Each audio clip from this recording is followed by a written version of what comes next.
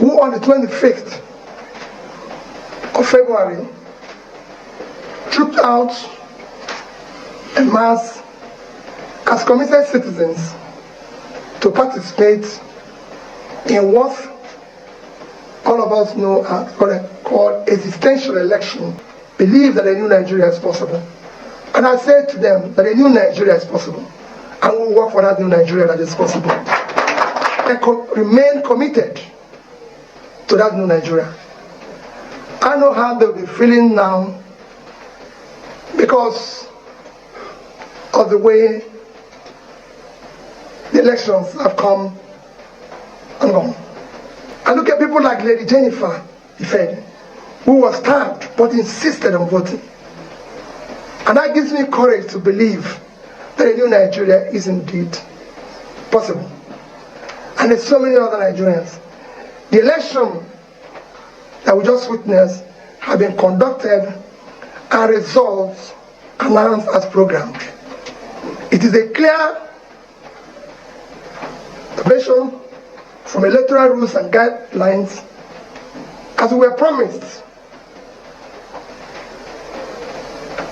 This election, as you know, did not meet the minimum standard expected of a free, transparent, credible, fair election.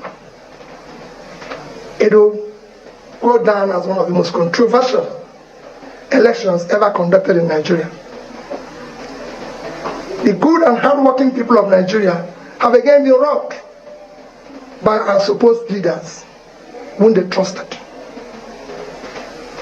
However, let me humbly and most respectfully appeal to all Nigerians to remain peaceful, law-abiding, and conduct themselves in most responsible manner. Please be assured that Dati and I, and indeed all of us, this is not the end, but the beginning of the journey for a better of new Nigeria. The process through which people come into office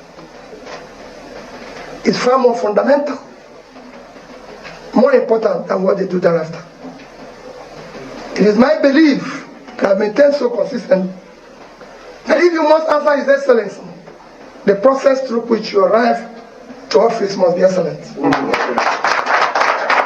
Prayer constituency from Sokoto State. Mr. Speaker, this issue is a critical issue and it's timely for this hallowed chamber to discuss this matter. I'm a young man, I'm a product of struggle. Normally in every struggle, 3C is necessary: consultation, confirmation, and confrontation. Mr. Speaker, honorable colleagues, I believe, with all honesty, the organizers of the protest, the young people that are calling for the protest, have not put necessary steps to make a confirmation or consultation from the government of the Federation and the government at all levels. In that way, Mr. Speaker, calling protest directly to the street will definitely turn down the peace and unity of our dear nation. Mr. Speaker, I'm a comrade. Anytime we are calling for protest, we must consider the atmosphere that we can lead protest and a peaceful protest. But the present atmosphere, with the frustration, anybody or every organization that is organizing protest is definitely undermining the peace and unity of our dear country. It is constitutional to have or to organize protest, but always you must consider the national interest above individual or group interest. Mr. Speaker, these people that are calling for protest, I believe they don't know what will be the outcome when they go ahead to call for this protest. You can call for protest, but there is always non-state actors at the back door that are waiting to hijack what you think you organize on a peaceful manner. My candid appeal for the young people of the Federal Republic of Nigeria is to kindly cited on the example of what is currently going in the continent of Africa, that there is a conspiracy of the Western world. Do not to undermine what your action can cause as far as the economic prosperity, peace, and the progress of your own country. Mr. Speaker, Giving a reference, far back 2009, under the aegis of African Youth and Student Association, we organized a mega rally in Sudan, trying to showcase what we believe is unacceptable policies across the African country. But at the end of the day, the protest turned out to be unpeaceful, and the Sudanese that hosted the protest bear the consequences.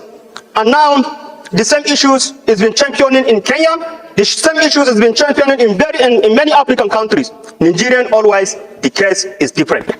When we started something, we don't know where it is going to be end. So I call for my fellow young people that, yes, I'm a member of opposition extraction, but at this very critical time, it is a matter of dialogue. It is a matter of talks. Just talk, consult before you take a step of confrontation. My fellow young people, understand the situation and allow the policies to strive and see where the necessary way forward.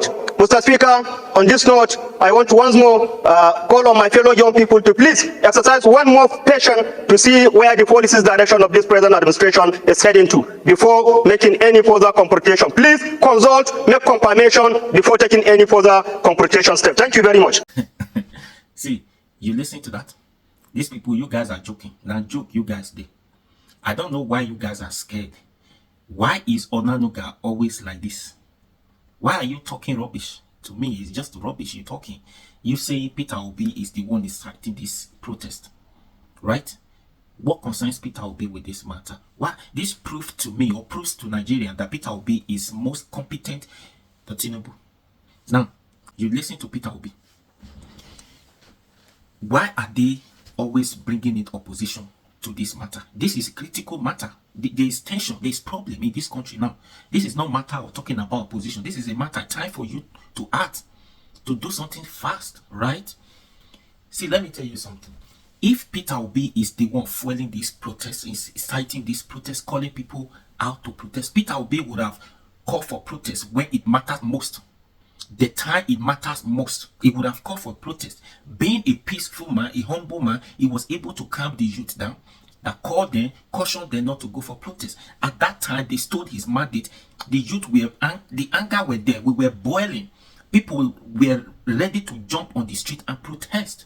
If we have protested, or if Peter will be allowed to jump on the street to protest at that time, that protest would have led to something.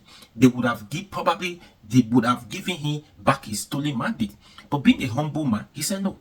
He needs to do things accordingly, due process. If you must be called an excellence, the process which you come into office should be excellent. But Tinubu process was not excellent. And now let me tell you something. People quickly they forget something.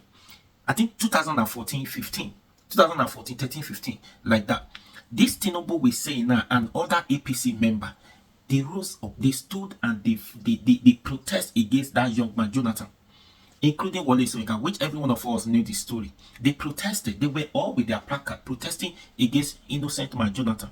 They called him all sorts of names, including this pastor Adeboye. They all called for protest, right? So if they were opposition that time, they protested against PDP being a Jonathan administration. They protested. They called him all sorts of names. Wale Soyinka called him Nebuchadnezzar. He called his wife Hippopotamus, right? So why is it a crime now? This is a constitutional matter. It's constitutional rights to protest when things are not going well, when the government is not doing the needful. Why are you calling Peter Obi? If they want to go by what happened in 2014, 2015, then when they protested, Tinubu led protest against Jonathan. Now, Kwankwaso and Atiku should even be the major backing of this protest, calling for protest, because they are the major opposition. So why is it always Peter Obi, Peter Obi? Now let me tell you, this waiting that they call Bayo Onanuga, you are just a national bigot. So you do not have respect for others. You don't have respect for others. So you don't expect anybody to have respect for you. You lost it totally. We understand. We know who you are. We know who you are. So anybody talk to you anyhow, take it like that, because that is how you also talk against others, right? You are just a national bigot because you are not truthful, you are not straightforward. You are just there. You are just there. Your hatred to Igbos or your hatred to Peter Obi is just too much. Yes, it's just too much. You must change. Remember, APC will not live forever, or even Tinubu will not live as a president forever. If any president be APC, any president come tomorrow, they will remove you from that office, bring in another person. Simple as that. So what is Peter Obi got to do in this matter? What has he got to do with this? So Atiku and Akwankwaso should even be the one calling for the backing this protest. Peter Obi do not have any reasons at this time to call for protest. If he won, he would have called for a protest when he mattered most, when he stole his mandate. At that time, they would have forced to give him back his mandate. This is to say Peter Obi is proved to be competent more than Tinubu. Whether you like it or not, this protest will go on. Whether you like it or not, you cannot even stop it. That's for sure. And now, let me come back again. Let me say this to police. See, police, this is not, we're just talking. The anger is there. Because Peter Obi, you guys are breaking into this matter. Got nothing to do with this, right? See, let me tell you, because no joy at this country is concerned now. There's no joy. There's no joy. You that is talking about the peace, national peace, the peace, this, that. Did Tinubu remember all this that you guys are talking about now when he protested? When Wole Soyinka, when they came together to protest against that young man? They didn't realize the peace, the national peace. So come on, what you guys saying? This has nothing to do with Peter Obi. This got something to do with Nigerian youth, the frustrated Nigerian youth, the angry Nigerian youth who could not afford to feed themselves, to feed their family, to pay their children's school fees. It has Peter Obi could even afford to pay his children's school fee. He could afford to live at least whichever life he choosing to live. He could afford. It has nothing to do with Peter Obi. So please do not bring in Peter Obi and police, and for the police. Because I know you guys will be used on that day. The leaders will want to take advantage of you guys. Do not allow the leaders to use you on that day. Do not be used by the so-called leaders. So this irresponsible administration of Tinubu, do not allow them, do not be used by them. Remember, your life is not better off to those people calling or coming out to protest on that day. You better behave yourself on that day, because there is no joy in this country, right?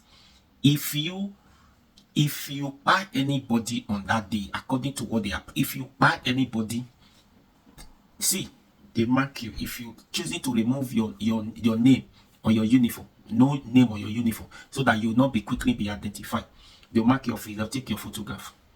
Do you not understand? Now, what only you did to gun somebody down, to gun somebody down, it could have effect on your family members. It could be, yes, it could have effect, but you never can tell. So just maintain. It's going to be peaceful protest. But if you're choosing to take it as a violence because the leader will want to use you guys to intimidate the youth, you know Nigerians, right? That is why they are scared already. So behave. Leaders have been deceiving us. You be the one to deceive them that they as a policeman. They give you an instruction that they deceive them. Nothing will happen to you. The only way something will happen to you if you decided to overdo by you. The anger in you, you want to pour it to Nigerian youth instead of pour your anger to the leaders. You want to pour it to the Nigerian youth by gunning anybody down. You want to call it accidental discharge. They mark your face. They will take your photograph. That could have effect on your family members. It could be anybody. You never can tell. So to save yourself from disaster later, it better you do not go, or on that day, deceive them like I said. How do you deceive them? They gave you gun and bullet. On that day, do not put bullet inside your gun that you might be holding on that day. Do not put any gun, so that it will not be mistakenly, because when maybe with the force overwhelmed, you might want to, out of anger, to pull out your trigger, right? So if there is no bullet in it, you cannot do anything. So do not put bullet on your gun. Just hold it like a skeleton. You know that's now advice that they give you, so to save yourself from embarrassment on the day of protest or after the protest. Because I know some of those police, they say they are not happy, but because they cannot channel their anger, because they cannot do it directly, they want to be used out of anger. Remember, your salary does nothing for you. Your salary do not, people coming to protest, you are not living better than them, but they just want a better life. They are working, they are fighting for themselves and also fighting for you as a police, as a uniformer. So please take this piece of advice and please share this video, like, share, comment, and please subscribe to this YouTube channel. You know, understand, hit the notification button so that you don't miss out any of this audit, please.